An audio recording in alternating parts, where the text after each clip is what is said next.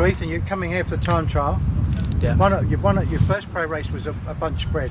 Yeah. So which is the road race or the time trial? What's your? Well, both really. Go for. So you've done well on both. pursuiting and everything. So you're well. Yeah, I enjoyed my time trial last year. Haven't really explored that much this year just because of the races, and haven't done any stage races with the TTs, and so it's a bit unknown, and so is this distance. So yeah, I don't know how I'll go over 44k, but yeah, for sure we've got a small team for the road race with me and Cav obviously wanting a sprint. So yeah. Well, the time trial, you're riding in quick step colours now. Yeah. How old are you? 21. I was going to say 21. So is it sunk in that you're wearing the colours of one of the most respected, well-known outfits in the world? No, not really. I don't know. It's weird where we're from in Manchester. We're just surrounded by pro riders, and we've grown up with like Ethan and Fred and Matt and Jake Stewart. So you're surrounded by all the World Tour teams. So when you join it, it doesn't feel. It does obviously feel special, but Well, for someone so young to be in the pro ranks, what's it like in the pro races, the World Tour races? Under 23 levels like such a good level. Like the jumps obviously big, but I struggled more from junior to under 23. I think just because I hadn't done the road before. So that's what I was thinking, because only 21, and you're racing against guys. Well, let's say Cav. Yeah. A little older than you. And it's quite amazing. The thing for me that strikes me about you is the fact that the team, even at 21, have got guys working for you. Yeah, that's why I'm really pleased where I am this year, and for like a whole team like that to be pulling. Like I had the day in Catalonia where I won, they rode the whole day on the front for me, and for a Neo Pro that's 21 for the whole team to be riding for was like pretty special. And for sure I had the DS on the radio saying I hope you feel the pressure today, and the pressure he gave me there definitely helped, I think.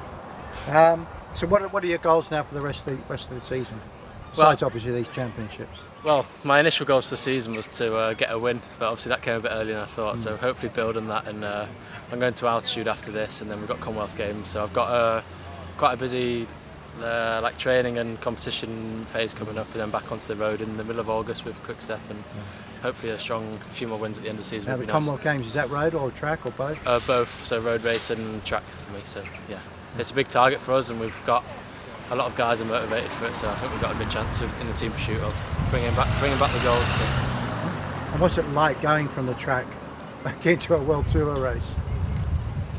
I've only done it once. I did it after Glasgow, so I got drafted in, so I was meant to have a bit of time off after the Glasgow World Cup, and then I got a phone call on the last day of Glasgow and said I was needed for Romandy the next day, so I flew straight to Romandy. But then I turned around, I got the top 10 in the prologue, and so I was going alright in Romandy off the back of track. So yeah, it's a bit unknown, but we'll see again in August how I back up the road. But the way track's going now is you're not doing much track work before, so you're coming into track off-road form. How does the track fit in with you mentally, having had that success on the road? It's changing, I think, track. It's the way we come into track, and there's only a few competitions now. Now the calendar's changed, so they're only really doing it 2 or 3 times a year. But we're coming into the track off like road preparation. So it's working better for me with my World Tour team, that I can race the week before, then join the lads a couple of days before and just drop into the TP line. But. And the final question, you mentioned you're here with Cab. You obviously won that race in a sprint. Cab's obviously known as being a sprinter, probably the best ever sprinter. What's it like, you two turning up with Cab?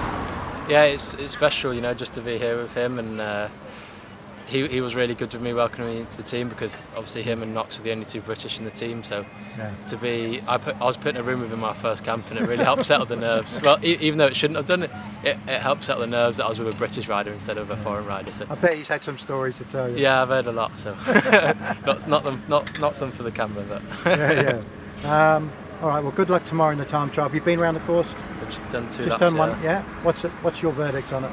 Well, there's not much to it. It's a very simple course. I don't think. Yeah, I probably only needed to do 1 lap. I think the most technical bit is this bit. Yeah, this little corner here is probably one of the only corners on the circuit. So. Yeah. Good luck tomorrow. Thank you.